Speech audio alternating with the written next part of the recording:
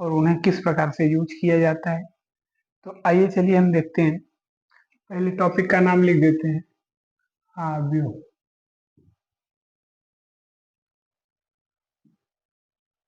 English में इसको कहते हैं मैट्रिक्स।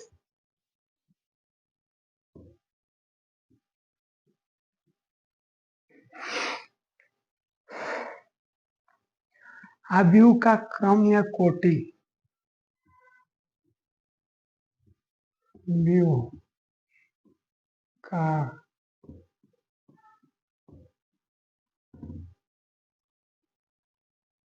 क्रम या कोटि। आव्यूह को हम एम क्रॉस एन क्रम के रूप में लिखते हैं। क्रम के रूप में लिखते हैं।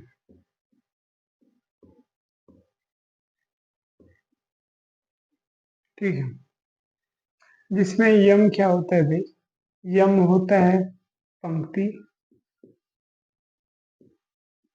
यन होता है स्तंभ। ठीक है,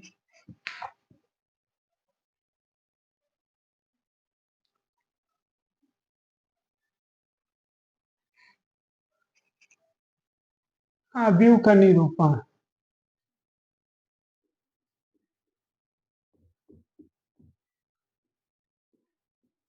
आव्यूह का निरूपण हम मान लेते हैं कि हमारा ए एक आव्यूह है, लेकिन उसकी वैल्यू पता नहीं है, तो हम कैसे ए 2x2 का आव्यूह है। ठीक, ए आई जे इंटू 2x2, यानी ये 2x2 का वर्ग आव्यूह हो गया। और एक मान लीजिए 3x3 का अगर हमें बनाना है तो ए आई जे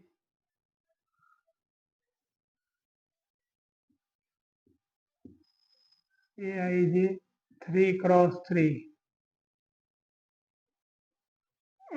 इस प्रकार से बनाते हैं। तो ए आई जे का मतलब 2x2 के लिए A11, A12, A21, A22 इस प्रकार हो जाएगा। और ये 3x3 के लिए जो होगा, 2x2 यहाँ लिख दे रहे हैं, 3x3 के लिए जो होगा A11, A12, A13, A21, A22, A23, A31, A32, A33 इस प्रकार हो जाएगा 3x3। ये ये A11 ये जो लिखा हुआ है A11 से लेके A33 तक, इसका कुछ भी मान हो सकता है। अब आगे हम इसको इरेज करते हैं और अगला टॉपिक्स को देखते हैं हम, अभिव्यक्तियों के प्रकार, टाइप ऑफ मैट्रिक्स।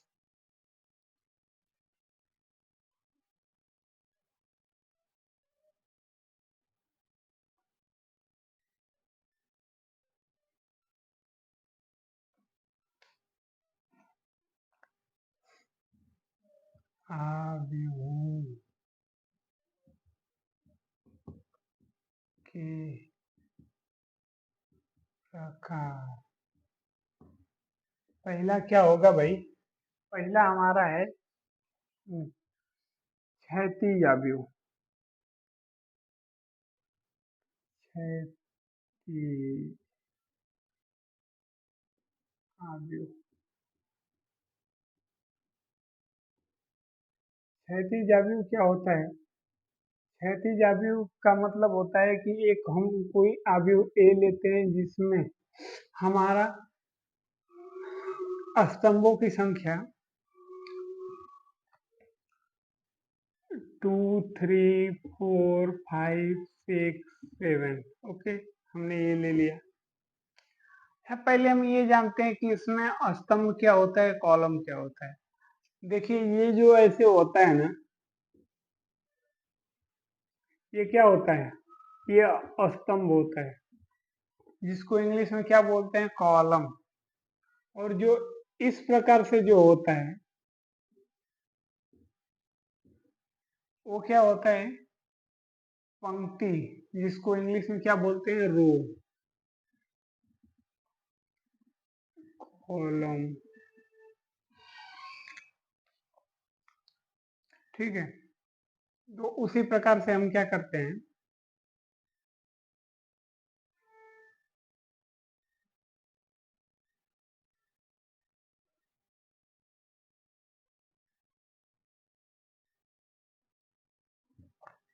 अच्छा भाई, ये क्षैतिज आव्यूह, क्षैतिज आव्यूह का मतलब क्या होता है कि जो हमारी, देखिए तो हमारी जो पहले होती है, जो पंक्तियों की संख्या होती है उसके, नहीं, हाँ पहले पंक्तियों की संख्या होती है, उसके बाद कॉलम की संख्या होती है। हमारी पंक्ति स्तंभ, ये पंक्ति है, ये स्तंभ है, ठीक है, 2x3।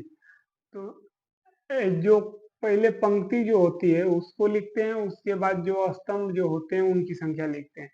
तो ये क्षैतिज आव्यूह क्या बोल रहा है कि क्षैतिज आव्यूह का कहना ये है कि एक ऐसा आव्यूह लीजिए, एक ऐसा मैट्रिक्स लीजिए, एक ऐसा मैट्रिक्स लीजिए जिसमें कि पंक्तियों की संख्या कम और स्तंभों की संख्या ज्यादा हो। क्या हो, पंक्तियों की संख्या कम हो और स्तंभों की संख्या ज्यादा हो, वो क्या होगा, क्षैतिज आव्यूह होगा। आइए नेक्स्ट पे चलते हैं। देखिए, नोट्स मैथमेटिक्स की नहीं बनाई जाती, कभी भी किसी को मैथमेटिक्स की नोट्स बनाने ही नहीं चाहिए। उन्हें ध्यान में रखना चाहिए, बार बार प्रैक्टिस करना चाहिए। मैथमेटिक्स सीखने की सबसे अच्छी तरीका यही है कि फार्मूले को रिवीजन करना चाहिए और practice again, practice again, practice again से ही सिर्फ मैथमेटिक्स आती है। आप सोचोगे कि हमने नोट्स बना लिया है, ऐसे लिख के नोट्स बना लिया है, मैथमेटिक्स की नोट्स नहीं बनती। हर सब्जेक्ट की नोट्स बनती है पर मैथमेटिक्स की। इसलिए आइए अगले टॉपिक पे चलते हैं। अगला हमारा टॉपिक क्या है भाई, वर्ग आव्यूह, नहीं, ऊर्ध्वाधर आव्यूह, ऊर्ध्वाधर आव्यूह। इसमें भाई क्या होता है, इसमें जो स्तंभों की संख्या होती है वो ज्यादा होती है, 2, 4, 5, 6, 7, 8। इसमें क्या है, पंक्तियों की संख्या अधिक होगी, स्तंभों की संख्या कम होगी, यानी हमारा हो जाएगा 3x2। ठीक है,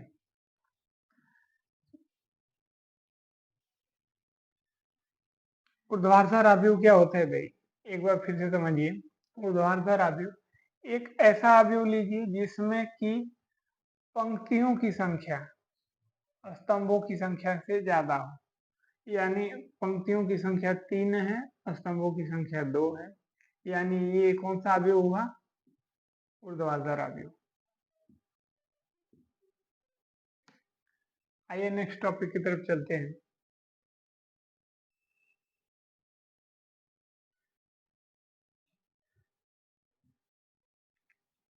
नेक्स्ट है हमारा भाई वर्ग आव्यूह, वर्ग आव्यूह।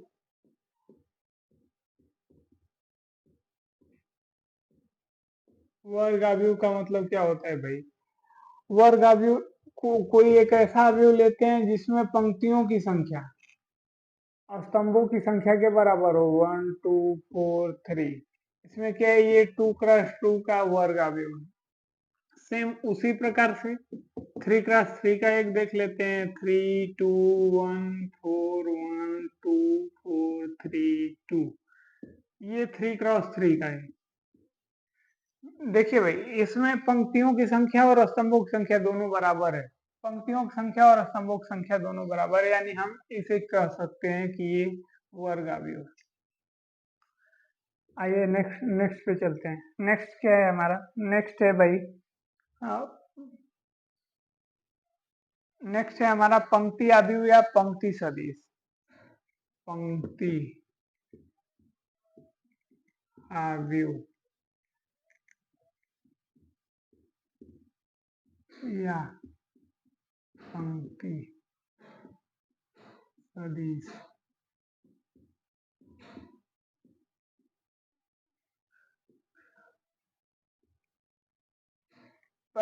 पंक्ति अवयव या पंक्ति सदिश का मतलब है कि कोई एक ऐसा अवयव लीजिए जिसमें सिर्फ एक ही पंक्ति होनी चाहिए, 1 2 3। उसी प्रकार से देख लीजिए, अब स्तंभ अवयव या स्तंभ सदिश।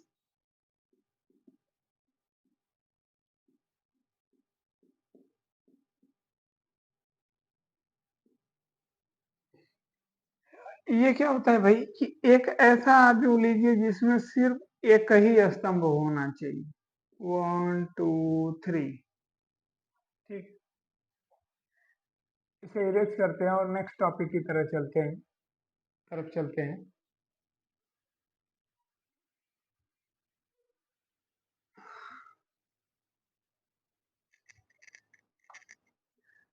खान साहब क्या कहते हैं पता है? खान साहब कहते हैं खान साहब कहते हैं कि अगर अगर बाज की तरह उड़ना है तो तितलियों का सहारा छोड़, तितलियों का सहारा लेना छोड़ दो। ये खान सर कहते हैं, हम नहीं कहते हैं। आइए नेक्स्ट टॉपिक पे चलते हैं, मुख्य विकर्ण अवयव। मुख्य विकर्ण, मुख्य विकर्ण अवयव। मुख्य विकर्ण अवयव क्या होता है भाई? मान लो हम एक 3x3 का एक अवयव लेते हैं जिसका विकर्ण अवयव में से कोई भी एक भी अवयव शून्य नहीं होना चाहिए। A equal to 3 4 2 1 3 2 5 6 2। ठीक है, इसमें क्या है भाई, ये हमारा विकर्ण अवयव है। क्या है ये? विकर्ण अवयव 3x3। अगला नेक्स्ट टॉपिक पे चलते हैं भाई। नेक्स्ट टॉपिक क्या है अपनी? शून्य अवयव या रिक्त अवयव। क्या है? शून्य अवयव। शून्य अवयव। शून्य अवयव क्या होता है भाई? एक ऐसा अवयव लीजिए जिसका सभी अवयव, प्रत्येक अवयव शून्य होना चाहिए। 2x2। वो क्या होएगा? शून्य अवयव या रिक्त अवयव होगा। अगला टॉपिक है हमारा विकर्ण अवयव।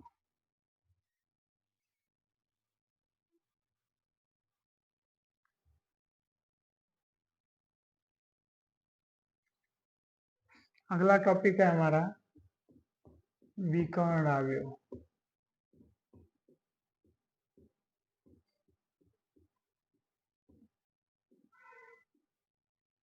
विकर्ण अवयव का मतलब क्या होता है भाई कि एक कोई अवयव लेना है, एक कोई अवयव लेना है,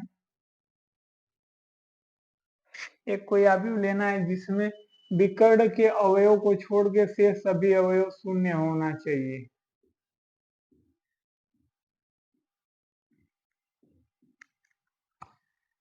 एक कोई अवयव लेना है जिसमें विकर्ण के अवयव को छोड़कर शेष सभी अवयव शून्य होना चाहिए। हम देख रहे हैं भाई, एक 3x3 का अवयव लिए हैं जिसमें प्रत्येक अवयव शून्य है विकर्ण के अवयव को छोड़ के, ये विकर्ण अवयव हो जाएगा। नेक्स्ट टॉपिक पे चलते हैं। नेक्स्ट टॉपिक क्या है? इकाई अवयव या तत्समक अवयव। इकाई अवयव या तत्समक अवयव। अच्छा भाई, इकाई अवयव क्या होता है? कोई एक ऐसा अवयव लेंगे जिसके विकर्ण के अवयव एक होने चाहिए, बाकी शेष अवयव शून्य होने चाहिए।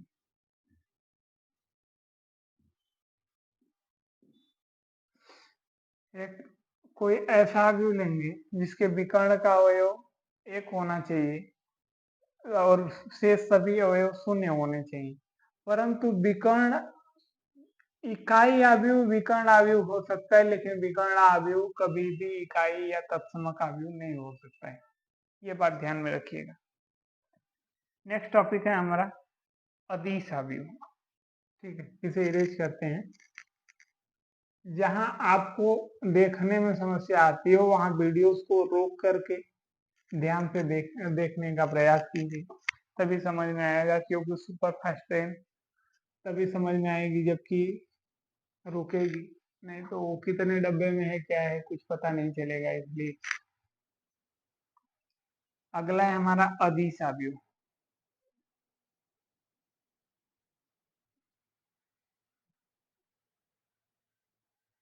अधिशाव्यु रहने दीजिए, अधिशाव्यु में थोड़ा कंफ्यूजन है, उससे बाद में देख लेंगे। अब हम देखते हैं ऊपरी त्रिभुजीय अवयव। ऊपरी त्रिभुजी अवयव।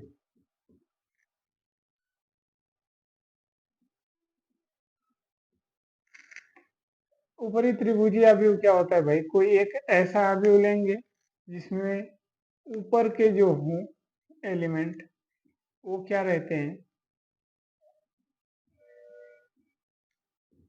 वो वो अशून्य अंक रहेंगे, बाकी शेष एलिमेंट जो रहेंगे वो शून्य अंक रहेंगे, जो कि एक त्रिभुज की तरह बनता हो, जो एक त्रिभुज की तरह बनता हो, ये ऊपरी त्रिभुजी अवयव हो जाएगा। क्या हो जाएगा भाई? ऊपरी त्रिभुजी अवयव। अब इसी प्रकार देखते हैं निम्न त्रिभुजी अवयव। निम्न त्रिभुजी अवयव। निम्न त्रिभुजी अवयव क्या होता है भाई? ए इक्वल टू हो जाएगा 1 4 3 2 4 7। इसमें क्या होगा भाई? 0 0 0।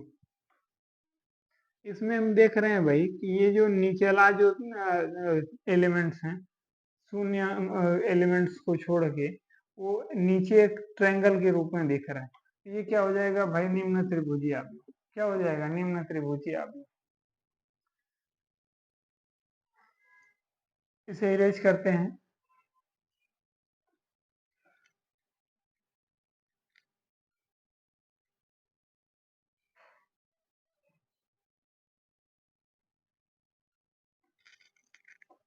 अगला हमारा टॉपिक क्या रहेगा भाई? अगला टॉपिक है अवयवों में समानता। अवयवों में समानता है अगली टॉपिक। और उसके बाद अवयवों का योग है, तो योग में कुछ रहता नहीं है, सिंपली हम योग करते हैं। हाँ, अब हम जानेंगे अवयवों के योग के गुणधर्म। अवयवों के योग के गुणधर्म।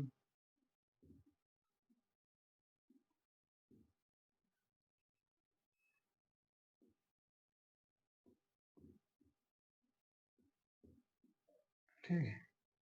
अवयवों के योग के गुणधर्म में पहली टॉपिक क्या रहती है भाई? क्रम विनिमय नियम। क्रम विनिमय नियम। क्रम विनिमय नियम क्या कहता है भाई कि हम जो अवयव लेफ्ट हैंड साइड में रहेंगे वही अवयव क्रम बदल करके राइट हैंड साइड में भी होने चाहिए। यानी दोनों अवयवों का योग लेफ्ट हैंड साइड और राइट हैंड साइड के योग के बराबर होना चाहिए। अगला हमारी पॉइंट क्या है भाई? अगली पॉइंट क्या है? साहचर्य नियम। साहचर्य नियम। साहचर्य नियम। साहचर्य नियम क्या है भाई? कि हमारे 3 अवयव हैं, तो 2 अवयवों का योग होना चाहिए, फिर तीसरे अवयव का उसमें ऐड होना चाहिए। इसकल टू उसी प्रकार से एक अवयव को रखना है और 2 अवयव को एक साथ ऐड करना है, तो हो जाएगा बी प्लस सी। ये क्या होगा भाई? साहचर्य नियम। क्या होगा? साहचर्य नियम। आगे अगला कौन सा टॉपिक है? योग्य तत्समक अवयव। योज्य तत्समक अवयव। योज्य तत्समक अवयव क्या होता है भाई? ये कह रहे हैं कि हम कोई एक अवयव लेते हैं जिसमें कोई भी संख्या जोड़े तो भी वही अवयव प्राप्त होना चाहिए, और कोई एक संख्या है अगर उसमें हम अपने अवयव को जोड़े तो भी यही संख्या प्राप्त होनी चाहिए। यही होता है योज्य तत्समक अवयव। अगला होता है भाई हमारा योज्य प्रतिलोम। योज्य प्रतिलोम। योज्य प्रतिलोम अवयव में क्या रहता है भाई कि हमारा कोई एक अवयव है जिसको हम माइनस साइन के साथ अगर ऐड करते हैं तो उसका मान 0 आता है, और माइनस अवयव है तो उसमें सेम उसी अवयव को प्लस अवयव को अगर ऐड करते हैं तो भी उसका मान 0 आता है। यही योज्य प्रतिलोम अवयव कहलाता है।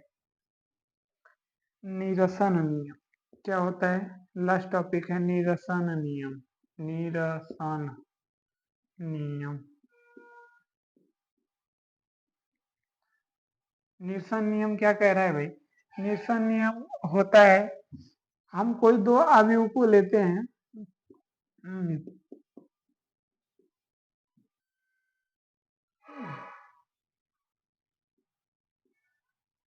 हम तीन अवयव को लेते हैं और लेफ्ट हैंड साइड और राइट हैंड साइड पे इस प्रकार सिस्टमेटिक ढंग से फिट करते हैं ताकि उन्हें अगर सॉल्व किया जाए तो सिर्फ हमारे दो अवयव के बराबर होने चाहिए। दो अवयव एक दूसरे के बराबर होने चाहिए। ठीक है, जैसे हमारा एक लेफ्ट हैंड साइड में है b plus A equal to C plus A. A को कैंसिल करते हैं तो हमारा b इक्वल टू सी बचेगा, यानी अवयव जो b है वो अवयव c के बराबर है। आज की वीडियोस को इतने पे ही क्लोज कर